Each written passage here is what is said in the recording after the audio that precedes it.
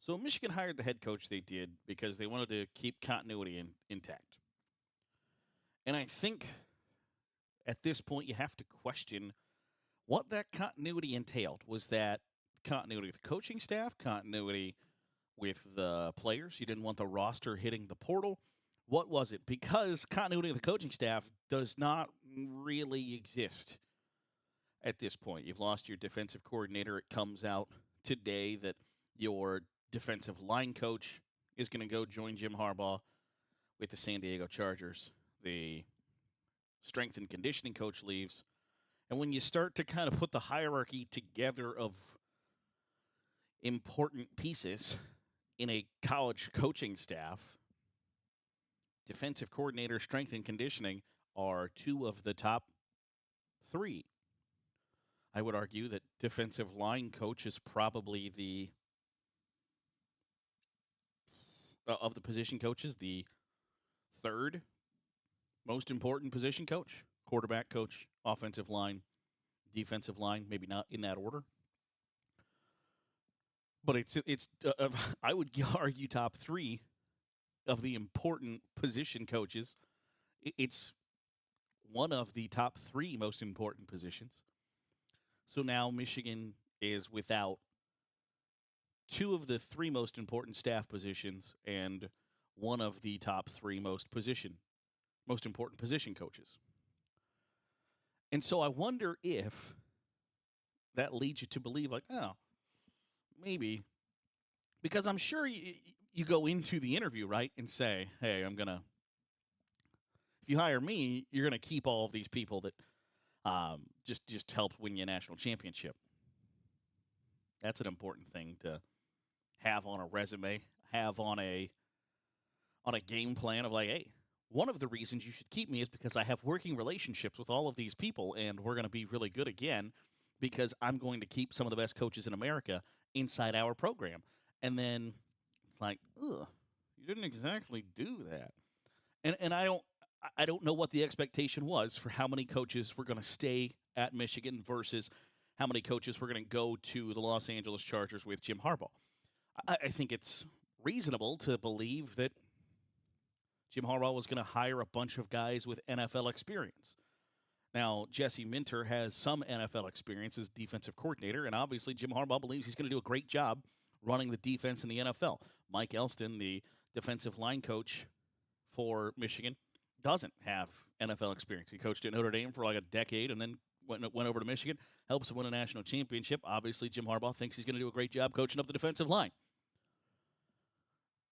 But when push comes to shove, and the reason that Michigan hired Sherrone Moore, you want to keep things intact, that this guy is the guy that we believe is going to continue to lead our program to the heights we want to be at, yada, yada, yada. But if continuity was one of the key drivers in that guy being the right guy for the job, just a few weeks later, don't you have to kind of like be questioning that? Now, not questioning it to the point where you're like, oh, well, maybe we need to find somebody else or anything like that.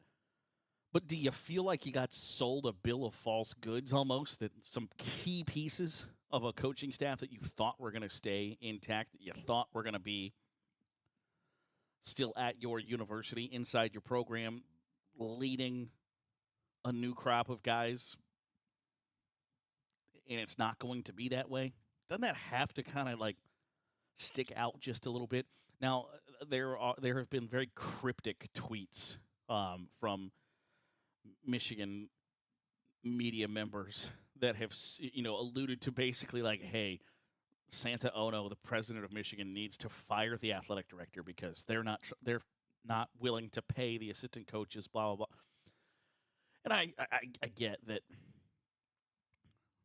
going from being the defensive line coach at Michigan to being the defensive line coach of the Los Angeles Chargers is an entirely different job. And I've mentioned it before. Like, I don't buy this idea that, like, oh, college football is broken. All these guys are going to the NFL where all they do is get paid more and only have to worry about football. Well, that's not new to college football. That's not something that just started happening. The NFL has always been strictly football. You don't have to go into some 17-year-old kid's house, eat his mom's spaghetti, and tell him like everything he wants to hear as an NFL defensive line coach. You just teach that guy how to play defensive line real good. There's a, there's a big and they're probably going to pay you more. There's a big disparity there in quality of job. Also, one is in Ann Arbor, Michigan, and the other is in Southern California. Difficult. And that's not like I love the state of Michigan. It's a great state, beautiful. The other is Southern California. Outside of this past week where like the sea foam is attacking people. Okay, that's a little weird. And an earthquake here or there. I'll handle an earthquake here or there for like 74 degrees on February 6th. Like that's an easy trade-off. But also then when your job description turns from make sure kids go to class, make sure kids aren't smoking marijuanas in the state of Michigan where every time you drive past an exit on the freeway, someplace looks like it's a restaurant, but instead it's really just a weed dispensary. Make sure the kids aren't smoking the marijuanas. Make sure the kids know consent. Make sure the kids aren't drinking and driving. Make sure that they're on track to graduate. Make sure also, by the way, that they are practicing football good. Make sure they're getting better at that. Also, meanwhile, finding the next crop of kids who are going to come into your school and be impact players and convince them that your school is better than every other school that is trying to get them to do the exact same thing. Or the alternative is teach guys that have been hand-selected for you to play football good. That seems like a pretty easy decision, doesn't it? So I don't think that this like idea that college football is broken, it's not. But I do wonder and question if the reason you chose the guy you did was because he's going to keep the staff intact. He's going to keep things the same. And the same is pretty good, right? You've won a lot. You've made the college football playoff. You won the college football playoff national championship. So being the same is spectacular. It is waking up in the morning and pissing excellence. That's a nice spot to be in. But when things aren't the same, aren't going to be the same, don't you then have to question, like, okay. And I think it's easy to second-guess any decision you make, especially before the first game a guy coaches. But if the big driving factor in why you chose the person you did for the job was a lot of the things are going to stay intact the way we want them because we got them to where we want them to be. And now they're not gonna. And whether the attrition continues or not remains to be seen. But as it sits right now, what you probably were told a few weeks ago by this person and why that person made the most sense to be the next leader of your program just a few short weeks later is not the truth, is not what happened in actuality. I wonder if there's almost a bit of trepidation almost, because I'm not criticizing the search because the players were like, hey, this is the guy who he had all the support in the world from players, former players, guys on the staff, inside the university, inside the program. It appears as if Jim Harbaugh probably said, like, hey, I'm leaving, and if you're smart, you're going to hire this guy. But a few weeks later, you're sitting here staring at the staff going, like, okay. And that's not to say you couldn't find or hire another great strength and conditioning coach, another great defensive coordinator, another great defensive line coach. All of those things are still possible. It's also possible that you hire somebody who's not as good in those departments. It's also possible that as the first-time person hiring somebody, there are things you just don't know that you should ask or whatever. And you make a wrong decision here or there.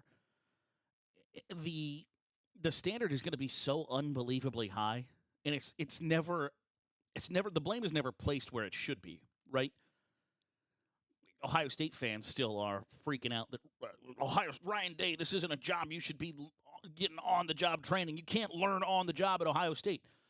If you believe that, I don't disagree with you, but That's not Ryan Day's fault. He got put in a position to where he didn't have the required training.